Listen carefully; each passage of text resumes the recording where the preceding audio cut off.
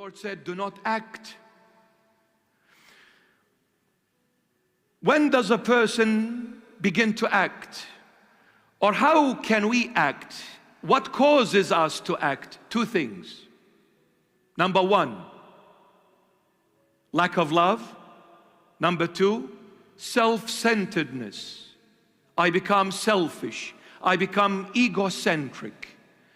When love is missing, then it is me, me, me, me, me.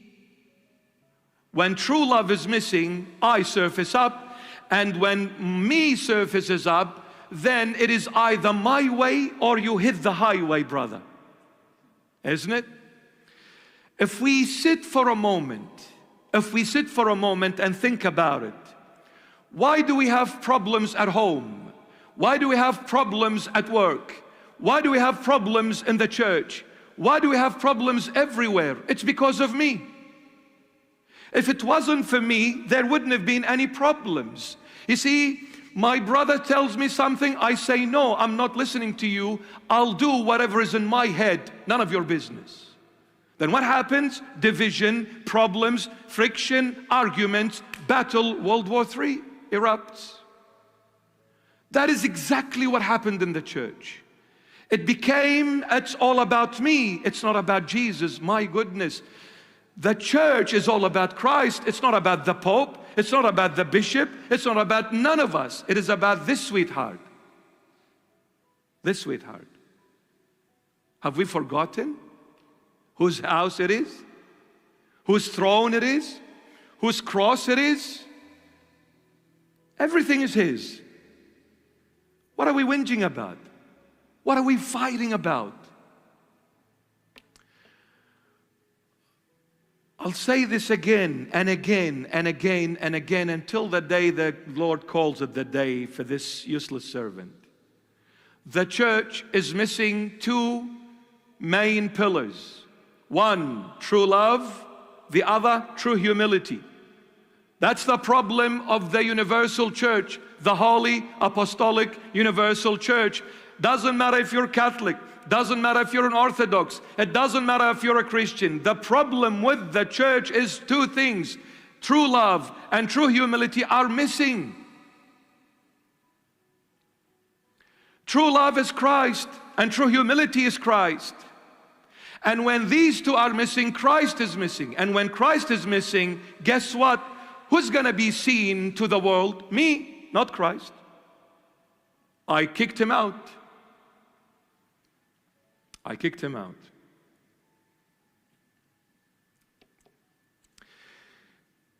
We begin to act when love is missing. We start faking it. I'll put a mask on and say to my brother, you are my brother in Jesus Christ. I love you. We love one another. We're lying. We're acting. We don't mean it. We don't mean it. When I come to call a person my brother, I better mean it wholeheartedly. Don't act about it. Because I can lie to you, but I cannot lie to my God. For my God sees everything and we will come to it. I cannot act before the Lord. He sees everything. Nothing is hidden before His holy eyes. Nothing. So, when love is lacking, when self-centeredness is apparent and vividly clear, that's when acting begins. Service in the house of the Lord is of Christ's, not me. We are here to serve the Lord. We are here not to serve the bishop or the patriarch or the pope. It is about serving the Lord. And all of us are servants, from the highest rank to the lowest rank in the ecclesiastical order or in the ranks of the church. We are all servants of the Lord. No one is supreme. And as patriarchs, as church leaders, we need to be the same. This is my belief, and this is what I pray for and beg the Lord for His will to be done and through His mercy and grace to unite the church, truly be united, and all church leaders to come and embrace one another in the brotherly love from the heart, not from the lips. We've been trying frantically with all these ecumenical, meetings, councils, writing epistles to one another. We're trying very hard, frantically, to come into unity. Unity is not about writing a letter to you, my brother, and you write a letter to me, vice versa. Unity is not about me talking or you talking. Unity is not a word, is not a letter. Unity is the person of Christ. All glory to His holy name. And this Christ cannot be purchased with money. I cannot bribe Him. I cannot falsify nothing. I cannot fake nothing, because He is simply God, knowing all, seeing all things. So when we come with a contrite heart, seeking His forgiveness, seeking His counsel and guidance, and with humility bowing our heads as church leaders, we bow our heads before the feet of the Messiah, then it is the Messiah who unites His church. It is not our doings, it's His. Because it takes the blood of the Lamb of God for unity to take place. We are not wise enough to understand what unity means in the eyesight of God. Theater. Christianity became a big stage, and those who were supposed to be brothers started acting as brothers, not living as brothers. And the reason, my throne is greater than yours.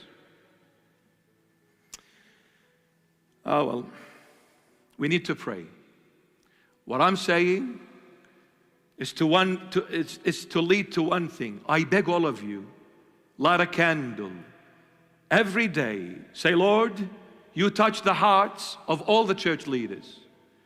We are not gonna go against them. We are going to pray for them.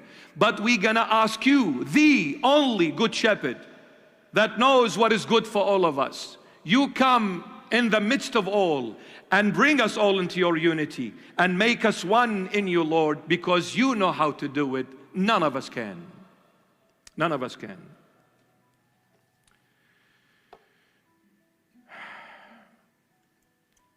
When a division took place, consequences will follow. That's why the Lord Jesus spoke extremely harsh to the church of Thyatira, the leader of Thyatira, and to the last church, Laodicea, which we will come to. He spoke extremely harsh. Out of all the other stages, out of all the other churches, He spoke extremely harsh to Thyatira and Laodicea. Now Laodicea is the 21st century. We'll come to it. And we are suffering the consequences of Pergamos and Thyatira. We are reaping what we have planted. My goodness, it is not a joke to play with fire, because we will burn ourselves. The Lord hates division. The Lord hates self-centeredness, ego-centric people, selfish people. Jesus cannot see them. Jesus does not recognize selfish people seeking their own glories and snitching away the glory of Christ. The Lord will say, I don't know who you are. Away with you, O evildoer.